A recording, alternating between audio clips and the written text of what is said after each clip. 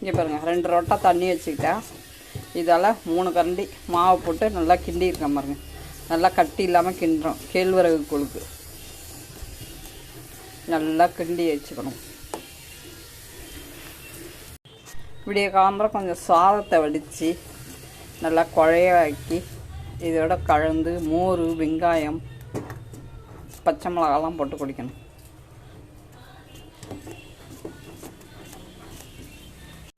வெயில் நேரத்துக்கு கேழ்வரகு கூழ் குளிர்ச்சி.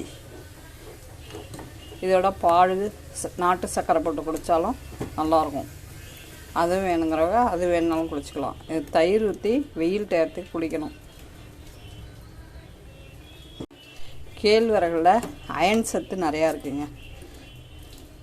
கேழ்வரகு அவ்வளோவுக்கு நல்லது. நல்லா கிண்டிடணும். இப்போ விடிய காலம்பரம் 4 மணிக்கு எழுந்துச்சி இந்த மாதிரி வேக வச்சுக்கணும். வேக வச்சு உப்பு போட்டு வேக வச்சுட்டு இந்த கேழ்வரகு மாவு தேவையானதை எடுத்து இதில் கரைச்சிக்கணும். இந்த மாதிரி தண்ணியில் போட்டு கரைச்சி எடுத்துக்கணும். நல்லா கரைச்சிக்கணும். இப்போ இந்த கேழ்வரகு கரைச்சி வச்சு இதில் ஊற்றிக்கணும். கரைச்சி கேழ்வரகு கூழ் ரெடி.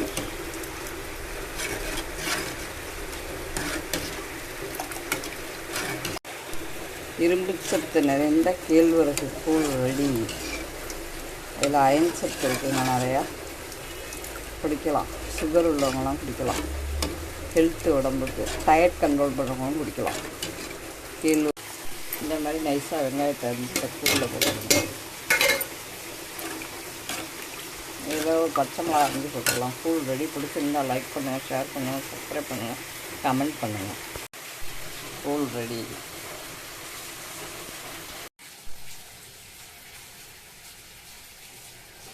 மிளகு, தயிர் இதில் ஊற்றணும் கொஞ்சம்.